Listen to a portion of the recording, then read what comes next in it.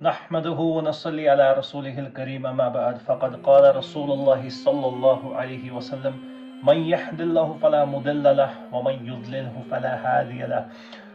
ونشهد أن لا إله إلا الله وحده لا شريك له ونشهد أن محمدا عبده ورسوله وقال إن أصدق حديث كتاب الله وخير الحدي حدي محمد صلى الله عليه وسلم وشر الأمور محدثاتها وكل محدثة بدعة وكل بدعة ضلالة وكل ضلالة في النار وقال تبارك وتعالى في القرآن المجيد نحن نزلنا الذكر وإنا له لحافظون رب اشرح لي صدري ويسر لي أمري واحلل عقدة من لساني يفقهوا قولي رب زدني علما رب زدني عملا اللهم فهم النبيين وحفظ المرسلين المقربين اعوذ باللہ من الشیطان الرجیم بسم اللہ الرحمن الرحیم۔ میرے معزز سامعین اور ناظرین، آپ سب کا ریوائور سننا کی اسلامی چینل میں خیر مقدم ہے۔ میں آپ کا میزبان ابراہیم بیگ، اور آج میں جس موضوع پہ بات کرنے والا ہوں وہ ہے سود خوری کے مختلف طریقے جس کے ذریعے شیطان نے آج انسان کو قید کر رکھا ہے، خاص کر انڈین سب کانٹیننٹ میں، جو برصغیر ہے، ایشیا جو ہے، جو ہمارا ایریا ہے، چاہے ہندوستان ہو یا اس کے ایڈجوائننگ جو کنٹریز ہو، اس میں شیطان نے کس طریقے سے ایک انسان کو سود کے الگ الگ، انٹرسٹ کے الگ الگ، اسوری جسے کہتے ہیں یا ربا جسے کہتے ہیں، اس کے مختلف ذرائعوں میں قید کر رکھا ہے۔ اس چیز کی، اس بیان کی، اس موضوع کی شروعات کرنے سے پہلے میں قرآن مجید کی اس آیت شریف کا مفہوم بتانا چاہتا ہوں جس میں سود خوری کی طرف اشارہ ہو رہا ہے، جو کہ سورہ بقرہ کی آیت شریفہ، آیت کریمہ ہے، جس میں اللہ رب العزت یہ فرماتے ہیں کہ سود کو چھوڑ دو، جو بقایات ہے، کسی سے تم نے کسی کو مال دیا ہوا ہے یا کسی کو تم نے سود پہ پیسہ دیا ہوا ہے، تمہیں اس سے سود وصولنا ہے، وہ جو بھی بچتا ہے اس کو چھوڑ دو۔ اگر تم نے نہ چھوڑا تو تم اعلان جنگ کرتے ہو اللہ اور اس کے رسول صلی اللہ علیہ وسلم کے ساتھ۔ اگر چھوڑ دیا اور توبہ کی اس کے بعد تو اللہ کے سامنے اس معاملے کا جو ہے وہ فیصلہ ہوگا، اور اللہ رب العزت غفور الرحیم ہے۔ اس کے علاوہ اللہ رب العزت سود کے بارے میں فرماتے ہیں، اس کی جو سنگین حرمت ہے اس کے بارے میں بیان کرتے ہوئے فرماتے ہیں کہ جو بندہ جان بوجھ کے عمدن قصدن سود کھاتا ہے وہ قیامت کے دن ایسے اٹھے گا، ایسے مبعوث کر دیا جائے گا جیسا کہ وہ ہوتا ہے، جیسا کہ کوئی ویسا بندہ ہو جس کو کہ جن نے مس کیا ہو، یا جن جس کے اندر داخل ہو گیا ہو، یعنی کہ ویسی بری حالت اس کی ہوگی جو ایک سود کھور ہے۔ اس کے علاوہ احادیث کریمہ میں رسول اکرم صلی اللہ علیہ وسلم نے فرمایا کہ سود جو ہے اس کا ایک درہم عمدن قصدن جو انسان کھاتا ہے وہ ایسا سنگین جرم ہے کہ جیسے کسی نے اپنی والدہ کے ساتھ 36 بار زنا کیا ہو، اپنی ماں کے ساتھ 36 بار زنا کیا ہو۔ آپ امیجن کیجئے، آپ ذرا اندازہ لگائیے کہ یہ کتنا ہی سنگین جرم ہے۔ اس کے علاوہ سود کی حرمت کے بارے میں یہ بھی کہا جاتا ہے کہ سود میں صرف وہ بندہ نہیں شامل ہوتا جو کہ سود کھاتا ہو، جو سود وصولتا ہو، بلکہ اس میں وہ بندہ بھی شامل ہوتا ہے کہ جو سود دیتا ہو، جو سود کا کنٹریکٹ بناتا ہو، اور جو اس پہ گواہ رہتا ہو۔ یہ سارے کے سارے اینٹائٹیز، پارٹیز سود خوری کے سنگین جرم میں شامل ہے میرے دوستوں۔ تو آپ امیجن کر سکتے ہیں کہ ایک بندہ اگر سودی کاروبار میں ملوث ہے، یا سود کے لین دین میں ملوث ہے، یا کسی بھی طریقے سے، چاہے وہ سودی سسٹم سے امپلائمنٹ اپنی لیتا ہو، یا اس سودی سسٹم میں وہ ملازم ہو، یا پھر انشورنس ایجنٹ ہو، یا کسی بھی ایسے سیکٹر میں جو کہ تھرائیو ہوتا ہو، جو کہ پلتا پھولتا ہو سود پہ، اور اس جرم میں وہ ملوث ہو، تو وہ کتنا ہی سنگین مجرم ہے اللہ رب العزت کے سامنے۔ اس کے علاوہ فرمایا گیا کہ وہ اعلان جنگ کرتا ہے، ایک سود کھور جو جان بوجھ کے سود لیتے رہتا ہے، وہ اعلان جنگ کرتا ہے اللہ اور اس کے رسول صلی اللہ علیہ وسلم سے۔ تو آپ دیکھیے کہ کتنا سنگین جرم ہے۔ آج کا جو موضوع ہونے والا ہے وہ ماڈرن ایرا کے مختلف جو ذرائع ہیں سود کے، جو اکثر فریبی ذرائع ہوتے ہیں، یعنی کہ ایسے ذرائع جو ڈسپٹیو ہو، جو کہ لینے یا دینے والے کو تو اکثر پتہ ہوتا ہے، دینے والے کو اکثر پتہ نہیں ہوتا، وہ ڈسپشن میں پھنس جاتا ہے، وہ دھوکے میں، وہ فریب میں پھنس جاتا ہے۔ اور اس کو پتا بھی نہیں چلتا ہے کہ میں سود دے رہا ہوں۔ اس کے کچھ مختلف الگ الگ ذرائع ہیں۔ سب سے پہلا ذریعہ مختصر الفاظوں میں آپ کو بتاؤں گا تاکہ آپ لوگ اس سے انلائٹن ہو جائے، آپ لوگوں کا ذہن تھوڑا کھل جائے اور آپ لوگوں کو پتا چل جائے، اس بارے میں آپ اویئر ہو جائے کہ موجودہ دور میں سب سے خطرناک اور سب سے فریبی ذریعے کون سے ہیں سود خوری کے، انٹرسٹ کے۔ سب سے پہلا ذریعہ بینک میں ایف ڈی بنانا یا سیونگز اکاؤنٹ میں پیسے رکھ کے اس پہ جو سود آ رہا ہے وہ وصولنا۔ سب سے کامن ذریعہ ہے یہ، کیونکہ بینکس ہماری زندگی کا آج کل حصہ بن چکے ہیں اور بینکس کے بغیر ایک موجودہ دور کی زندگی گزارنا یہ لگ بھگ ناممکن ہو چکا ہے۔ تو اس میں کیا ہوتا ہے، سیونگز اکاؤنٹ میں جب ایک بندہ پیسے رکھتا ہے اور جب وہ اس کو ایف ڈی میں کنورٹ کرتا ہے تو اس کو 6 سے 7% کا سود، 6 سے 7% کا انٹرسٹ ہر سال ملتا رہتا ہے، اور یہ جو ہے یہ کلیتاً حرام ہے، پوری طریقے سے یہ حرام ہے، اس میں کوئی شک ہی نہیں ہے کہ یہ حرام نہ ہو۔ یہ ذریعہ ایک ہے۔ دوسرا ذریعہ ہے، ایک بندے نے سیدھے سیونگ اکاؤنٹ بنا لیا، اس میں اس نے کوئی ایف ڈی نہیں بنائی، اس میں کوارٹرلی بیسس پہ، بائی اینول بیسس پہ یا اینولی اس میں تھوڑا تھوڑا کر کے سود جو ہے وہ انفیوز ہوتے رہتا ہے، جاتے رہتا ہے۔ یہ سود کا پیسہ بھی، یہ انٹرسٹ کا پیسہ بھی اس کے لیے کلیتاً حرام ہے۔ تیسرا ذریعہ، تیسرا ایونیو جو سود کا آج کی ڈیٹ میں ہے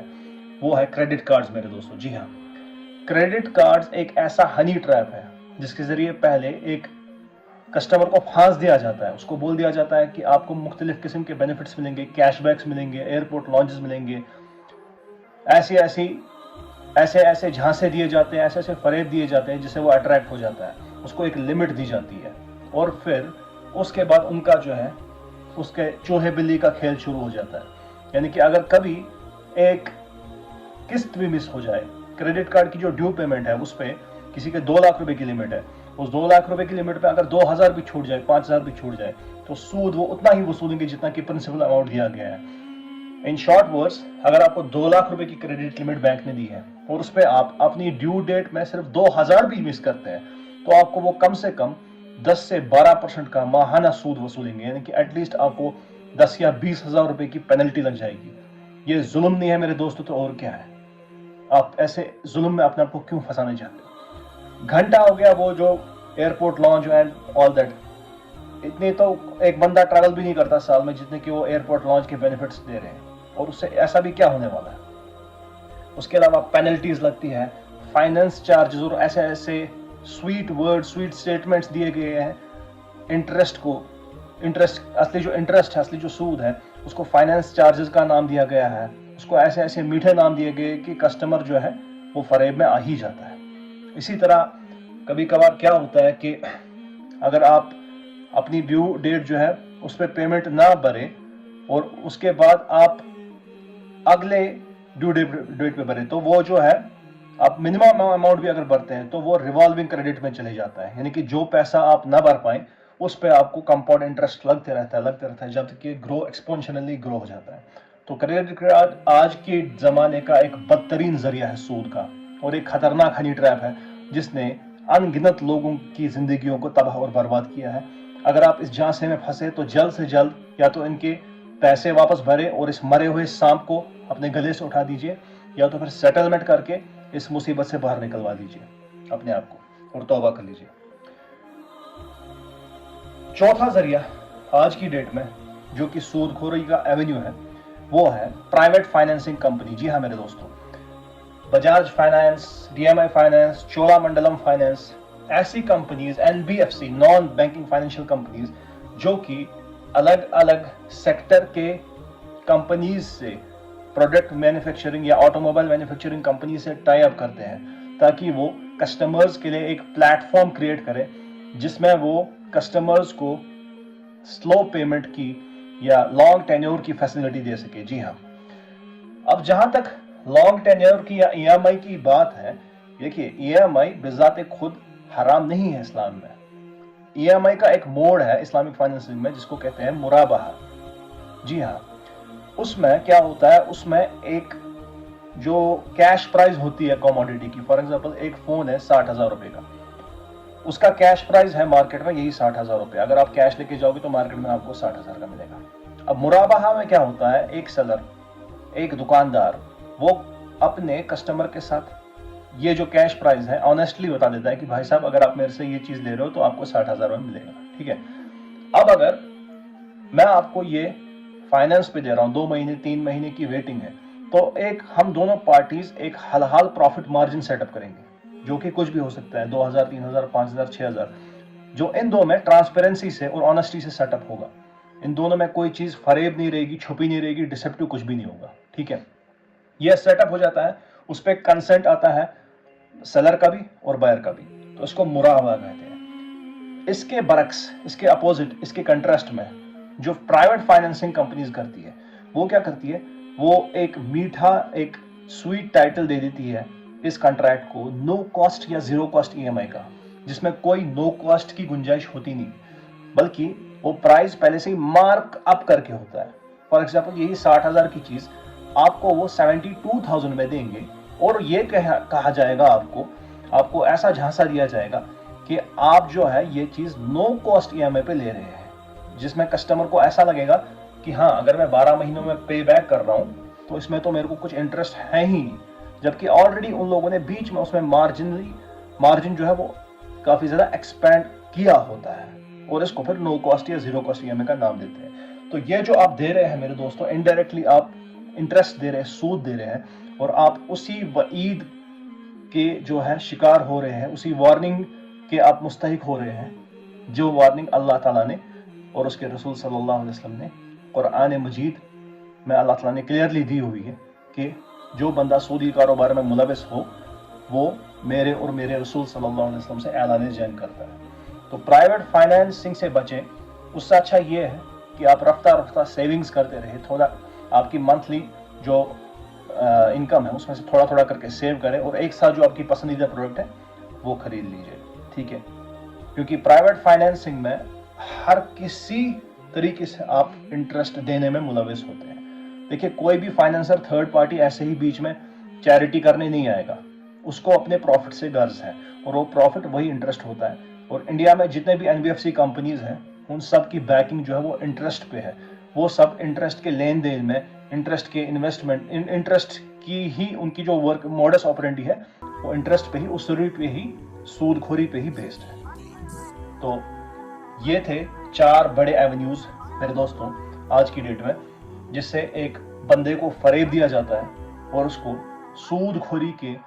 इंटरेस्ट के गिव एंड टेक के सिस्टम में फंसा दिया जाता है। इसके बाद दूसरा पार्ट आएगा जिसमें मैं आपको बताऊंगा कि इन एवेन्यूज से कैसे बचा जाए और हलाल तरीके से कैसे बिजनेस किया जाए, या आपकी जो रिक्वायरमेंट है, चाहे आप उसके लिए बैंक पे जाएं,